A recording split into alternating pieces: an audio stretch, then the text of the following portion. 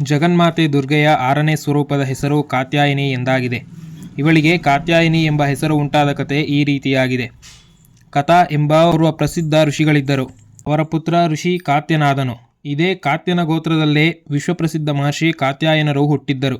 ಇವರು ಭಗವತಿ ಪರಾಂಬಿಕೆಯ ಉಪಾಸನೆ ಮಾಡುತ್ತಾ ಅನೇಕ ವರ್ಷಗಳವರೆಗೆ ಕಠಿಣ ತಪಸ್ಸನ್ನಾಚರಿಸಿದ್ದರು.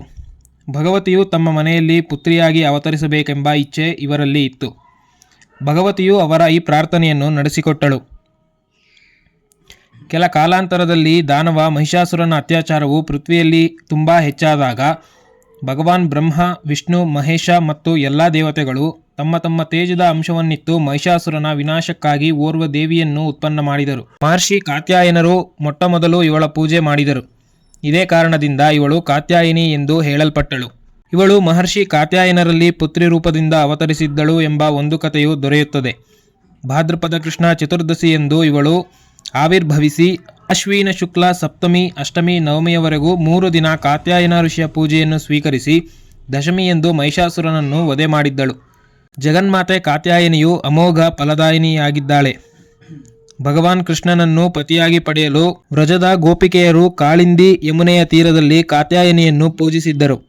ಇವಳು ವ್ರಜಮಂಡಲದ ಅಧಿಷ್ಠಾತ್ರಿ ದೇವಿಯಾಗಿ ಪ್ರತಿಷ್ಠಿತವಾಗಿದ್ದಾಳೆ. ಇವಳ ಸ್ವರೂಪವು ಅತ್ಯಂತ ಭವ್ಯ ಹಾಗೂ ದಿವ್ಯವಾಗಿದೆ. ಇವಳ ಬಣ್ಣವು ಬಂಗಾರದಂತೆ ಹೊಳೆಯುತ್ತದೆ. ಇವಳಿಗೆ 4 ಭುಜಗಳಿವೆ. ಬಲಗಡೆಯ ಮೇಲಿನ ಕೈಯು ಅಭಯ ಮುದ್ರೆಯಲ್ಲಿದೆ. ಕೆಳಗಿನ ಕೈಯು ವರಮುದ್ರೆಯಲ್ಲಿದೆ.